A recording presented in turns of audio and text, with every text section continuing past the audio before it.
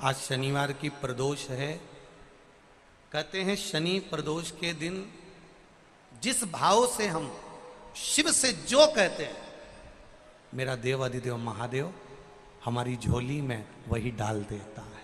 अब दिल से कहो उसको, वो दिल से सुनता है। प्रयास करना, जब जब जिस जिस महीने में जो जो प्रदोष पड़ा करे, जब प्रदोष पड़े बन सके 1 बेलपत्र, बन सके 5 बेलपत्र, शमी पत्र, हरे मुंह,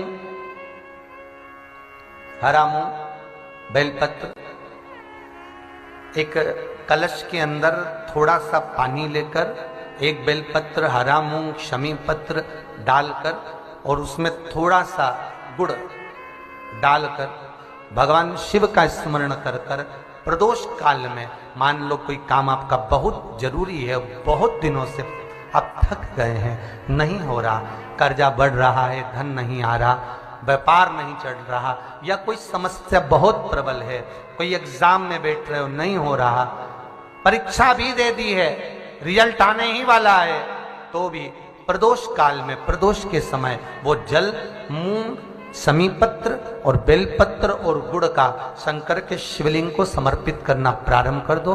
2 या 3 प्रदोष करोगे, बाबा आपकी मनोकामना शीघ्र पूर्ण कर देगा। 2 या 3 करोगे, बाबा करेगा। लक्ष्मी जी ने बेलपत्र के वृक्ष के नीचे साधना करना प्रारंभ कर। जैसे ही मां लक्ष्मी ने बेलपत्र के वृक्ष के नीचे साधना करना प्रारंभ करा, तो देवाधिदेव महादेव कुछ ही समय में, प्रदोष काल के समय पर लक्ष्मी जी के सामने शंकर भगवान प्रकट हुए। शिव जी ने पूछा, लक्ष्मी तुम्हें क्या चाहिए? लक्ष्मी जी कहती हैं, मेरी यह अश्व की योनि, मुझे अश्वी बनना पड़ा, घोड़ी बनना पड़ा, इस अश्व की योनि से मैं मुक्त हूं। पर प्रभु, इस अश्व की योनि से मुक्त तो हूं, पर मेरे प्रभु ने मुझे घोड़ी बनाया है, अश्व बनाया है। मैं चाहती हूं मेरे नारायण मुझे इसी घोड़ी की योनि में, अश्वी की योनि में प्राप्त करें। इस घोड़ी की योनि में, इस अश्वी की योनि में मेरे स्वामी, मेरे नारायण मुझे प्राप्त।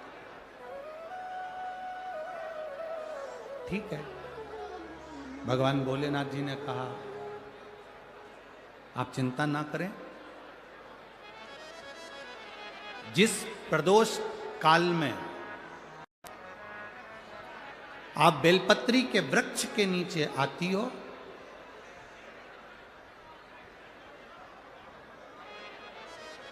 दुनिया का कितना भी दरिद्र व्यक्ति हो,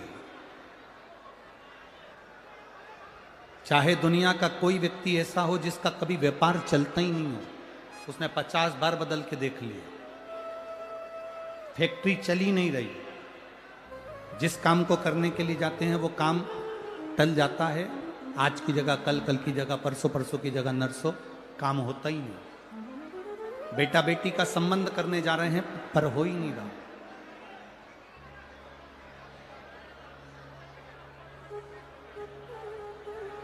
कितना भी दरिद्र से दरिद्र व्यक्ति हो, कितना भी दीन से दीन व्यक्ति हो, एक नियम वो अगर अपनी जिंदगी में बना ले, प्रदोष काल में, प्रदोष के समय पर बेलपत्री के वृक्ष के नीचे एक बार जाकर नमन करना,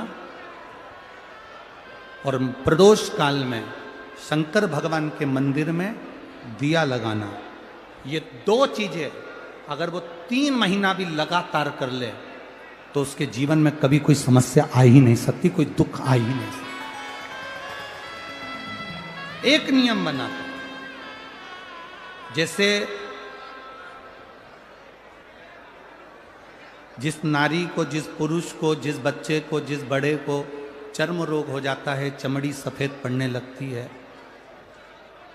जब चमड़ी सफ़ेद पड़ने लगती है, चर्म रोग जैसा जब हो जाता है या चर्म रोग उसको घेरने लगता है, चमड़ी जब सफ़ेद पड़ने लगे या चमड़ी काली पड़ने लगे, या चर्म रोग सोराइसिस जैसी बीमारी तक के लिए है हमारे।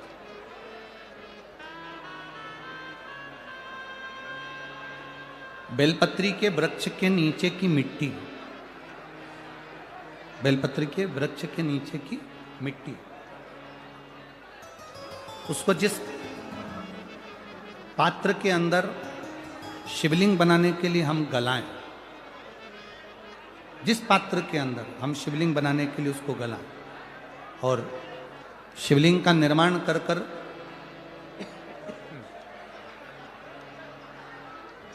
हम बेलपत्री के वृक्ष के नीचे उसका पूजन करें, उसका विसर्जन करें।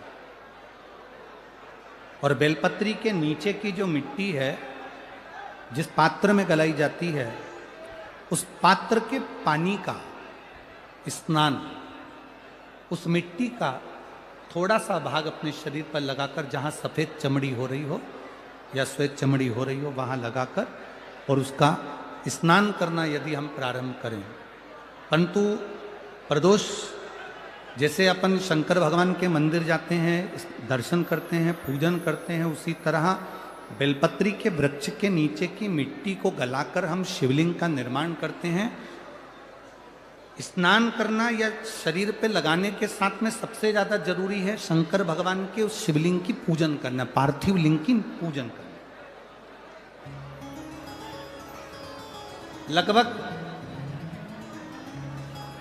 2 शिवरात्रि निकलेगी महीने की, और बाबा जहां जहां से चमड़ी सफेद हो रही होगी, वहां वहां से धीरे धीरे बाबा अपने असली रंग को देना प्रारंभ कर देता है। इतना बेलपत्री के वृक्ष की पार्थिव लिंग निर्माण और पूजन की उस मिट्टी का इतना वर्णन हमारे शास्त्र करते हैं, इतना वर्णन।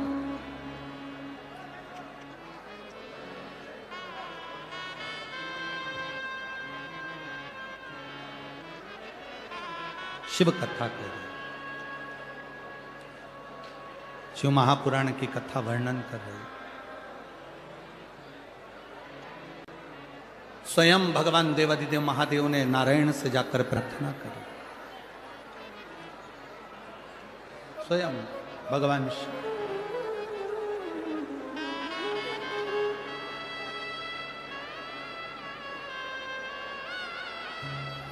शंभु